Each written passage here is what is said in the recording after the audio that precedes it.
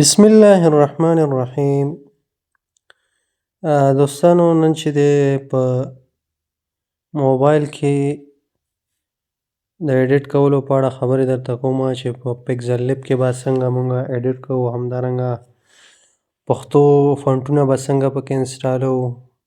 کله چې مونږ پښتو لیکل وکړو په دې کې نو زه راځم دا اوپن کوو. ګورئ دلته چې دی مونږ مثال که چېرته پښتو لیکل کوو، دا لیکل زه اخلمه. فرض مثال زه دې کې لیکمه چې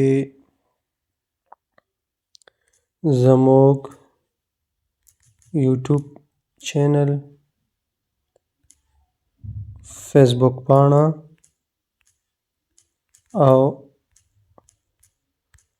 ټیک ټاک د AF سمارټ ټکنالوژي په نوم دي.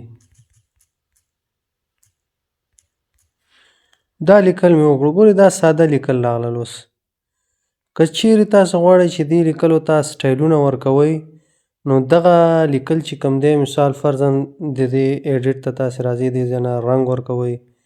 رنګ خو مو ورکړ، صحیح شو، خو دغه لیکل چې دی ساده لیکل دي. غواړئ چې دې لپاره تاسې فنټونه راوړئ، اډ یې کړئ. ګورئ که چېرته مونږ د دې فنټس ته راشو، دې ځای نه تاسې وګورئ په دې دا لیکل مو سلیکټ کړي، د دې دغه فنټس چې کوم دي دې ته مونږ رالو. دغه وګورئ دغه فنټس دې کې چې کله مونږ وګورو دې کې ټول انګلیسي فونټونه دي.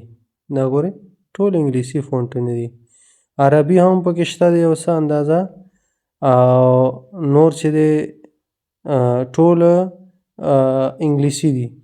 د پښتو فونټونه به څنګه راوړو، دې طریقه درته ښیم. تاسې به راشئ زموږ ټلیګرام چینل ته، او د دې نه به تاسې دغه پښتو کوم فونټس چې دي دغه به تاسې ډاونلوډ کړئ.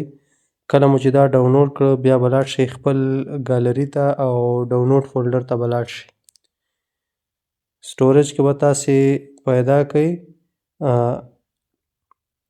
ډاونلوډ فولډر. اوس ما سره تیار شته دی، ما ډاونلوډ کړي دي. هغه په نیو فولډر کې دی او په دې کې بیا پښتو فنټس دي. پښتو فنټس د فنټس او دې کې پښتو تاسې دا وګورئ. دغه زیپ چې دی د زیپ ډرایو کې دي، فولډر کې دي. دا به چې دی تاسې په دې باندې به کلیک وکړئ او دا به چې دی ایکسټراکټ کړئ. کله مو چې په هغې کلیک وکړ تاسې دلته وګورئ لیکلي دي ایکسټراکټ، دې نه به یې تاسې وباسئ. دا ګوره اوس دا همدغلته ایکسټراکټ کېږي.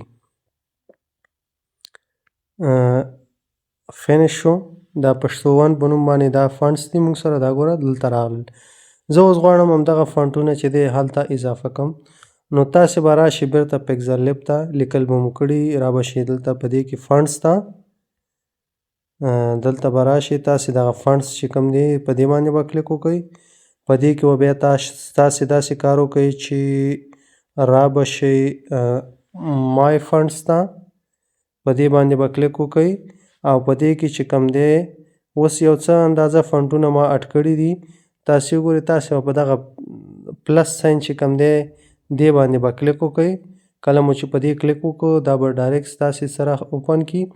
ستاسې هغه کم سټوریج چې دی هغې ته به تاسې لاړ شئ. زه اوس غواړم ګورئ ما سره چې دی انټرنل سټوریج کې چې دی نیو فولډر کې و، تاسې به همدغسې ادرس پیدا کوئ. بیا به پښتو فنټس ته راشئ. فنټس کې چې دی پښتو فنټس به اوپن کړي. ګوره دا فنټونه دي. زه دا غواړم ټول سلیکټ کوم، سلیکټ آل، دې باندې مو کلیک وکړه.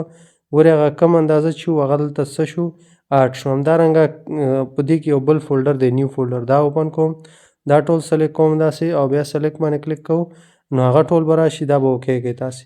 چې دا مو اوکې کړو اوس دې فنټ کې وګورئ مای فنټس کې چې دی دا فنټونه راغلل. ګورئ دا مختلف قسمه فنټس دي. تاسې ته دلته بره د ښکاري پریویو زه نو په دغې طریقې سره اوس فرض مثال زه راځم د روشن په نوم باندې چې دی فنټ سټایل دی زه دا ورکوم. تاسې اوس وګورئ دا فنټ سټایل مې دا ورکړ. همدارنګه دا مې خوښ نه وي مای فنټ ته راشئ. دې ځای نه فرضاً زه غواړم چې دا سټایل ورکړم، اوکې کړئ دې ځای نه. ګورئ دا سټایل شو. همدارنګه تاسې راځئ په مای فنټس کې چې دی نور کرورا په نوم باندې دي، کرور په نوم، پامیر، پښتو کوفي، مختلف قسمه سټایلز دي. تاسې هر یو کولی شئ چې هغه راواخلئ او دې ته یې ورکړئ. نو په دې طریقې سره موږ کولی شو چې په پیکزل لیب کې پښتو فونټس چې دی اډ کو استفاده ترې وکړو. که ویډیو مو خوښه شوې وي ویډیو لایک کړئ، د ملګرو سره یې شیر کړئ. مننه، خوشحاله اوسئ.